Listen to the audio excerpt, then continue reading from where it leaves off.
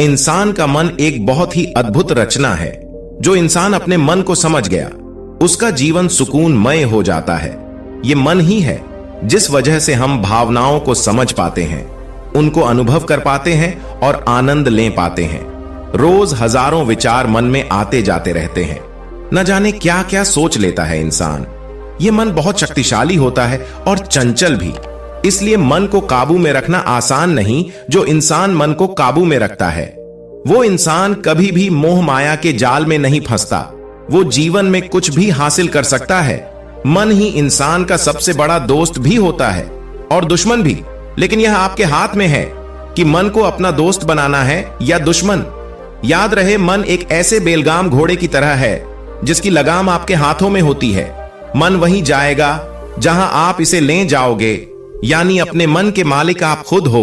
जब तक आप अपने मन के मालिक हो, तब तक ये मन आपके साथ एक सच्चे दोस्त की तरह व्यवहार करेगा। लेकिन एक बार भी इस मन की लगाम ढीली छोड़ी तो ये मन आपका सबसे बड़ा दुश्मन बन जाएगा।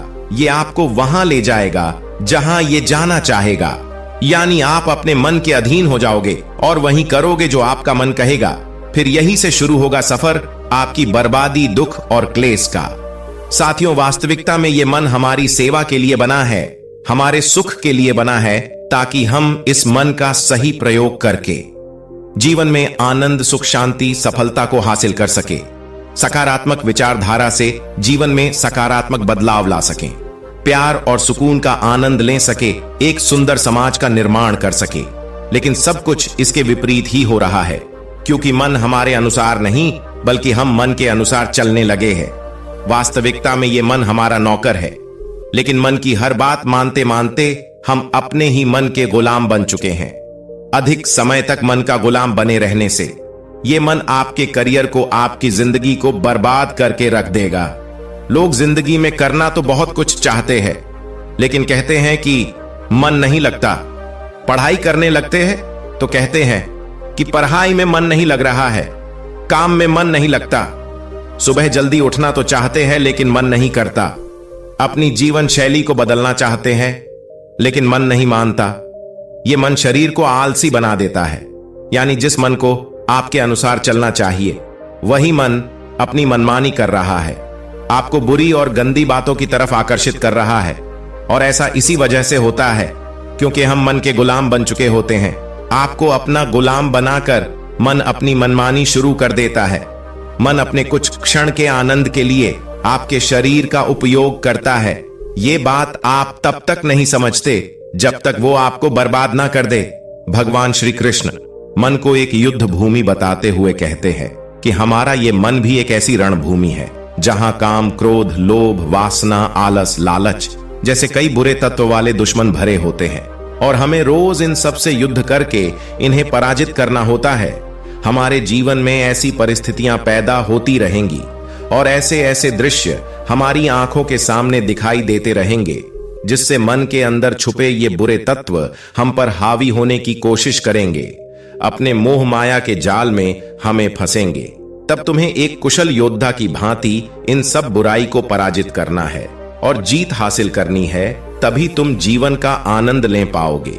यदि तुम इस युद्ध से हारोगे तो ये मन तुम्हें अपना गुलाम बना लेगा।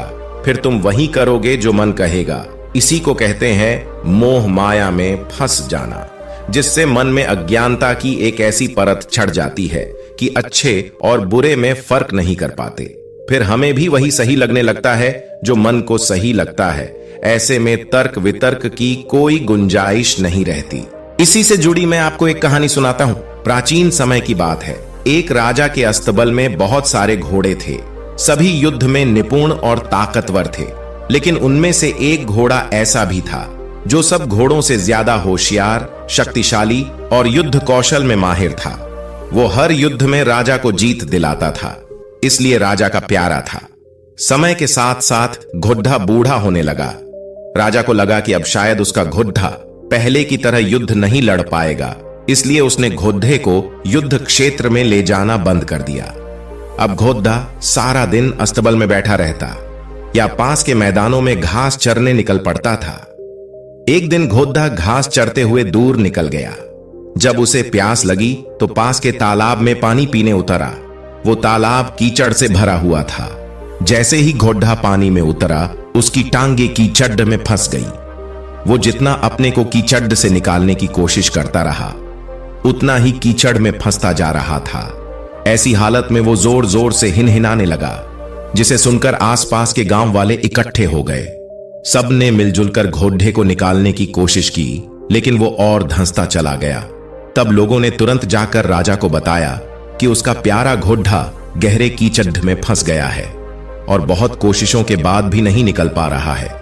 राजा अपने लाव लश्कर लेकर घटना स्थल पर पहुंचे और घोड़े को निकालने का प्रयास करने लगे, लेकिन किसी तरह भी घोड़े को निकाल नहीं पाए। वह पूरी तरह से असफल रहे। तब राजा ने अपने राज्य के विद्वानों को बुलाकर इस समस्या का हल निकालने को कहा। किसी को कोई रास्ता नहीं मिल रहा था। आखिर एक बूढ़े विद्वान ने राजा से कहा कि आप तुरंत घोड़े के आसपास युद्ध के नगाड़े बजवा दीजिए, साथ ही तलवारों और ढालों की गूंज भी बजाइए। राजा को विद्वान की सलाह पर आश्चर्य तो हुआ, लेकिन उसने वैसा ही किया। जैसे ही नगाड़े बजने लगे, तलवारों और ढालों की आवाजें गूंजने लगी। वैसे ही निढाल बूढ़े घोड़े में जैसे जान आ गई। घोड़े ने कुछ देर नगाड़े की आवाज सुनी, फिर धीरे धीरे उठ खड़ा हुआ। उसने अपने शरीर और हिनहिनाते हुए खुद जोर लगाकर कीचड़ से बाहर आ गया। राजा ने विद्वान से पूछा कि यह कैसे संभव हुआ। तब विद्वान बोले, घोड़ा बूढ़ा जरूर हो गया है, लेकिन उसमें आज भी बहुत ताकत है। पर क्योंकि अब उससे काम नहीं लिया जाता है, इसलिए उसके अंदर का उत्साह, आत्मविश्वास खत्म हो गया था। अब जब उसे फिर से पहले वाला माहौल मिला, तो उसमें उत्साह का संचार हुआ और ताकत लौट आई है। राजा को बात समझ में आ गई और उसने अपने प्यारे घोड़े को फिर से काम पर रख लिया। साथियों, इस कहानी में घोड़े की तरह हमारा मन भी होता है। यह हमारा मन बहुत शक्तिशाली है। इस मन को अपना गुलाम बनाकर हर काम को, हर सफलता को हासिल किया जा सकता है। हर मुश्किल काम को आसान बनाया जा सकता है।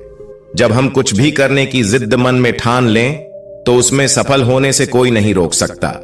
इसलिए मन की सुनो, लेकिन गुलाम बनकर नहीं, मालिक बनकर सुनो। जिंदगी में हमेशा याद रखना कि एक सफल और असफल इंसान के बीच सिर्फ एक सोच का फर्क होता है। इंसान की सफलता उसकी सोच पर निर्भर करती है कि वो कब तक और किस हद तक सफलता के प्रति अपनी सोच को सकारात्मक बनाए रख सकता है। वहीं दूसरी तरफ इंसान की असफलता भी उसकी सोच पर निर्भर करती है। यानी कि जब इंसान की सोच सफलता को लेकर नकारात्मक होने लगे, तो वह असफल होना शुरू हो जाता है। मन की ताकत इतनी अद्भुत होती है कि इंसान कुछ भी कर सकता है, हर असंभव काम को संभव कर सकता है। मन की ताकत शरीर की ताकत से बहुत बड़ी होती है। मन शरीर से कुछ भी करवा सकता है। मन में इतनी ताकत होती है कि वह शारीरिक रूप से दिखने वाले कमजोर और अपंग इंसान के शरीर में इतनी ताकत भर सकती है कि वह इंसान हर मुश्किल काम को चुटकियों में कर सकता है। जैसे एक अकेला हिरण शेर तक को मात दे सकता है। साथियों, ये छोटी सी कहानी आपको कैसी लगी? हमें नीचे कमेंट बॉक्स में कमेंट करके जरूर बताएं। धन्यवाद।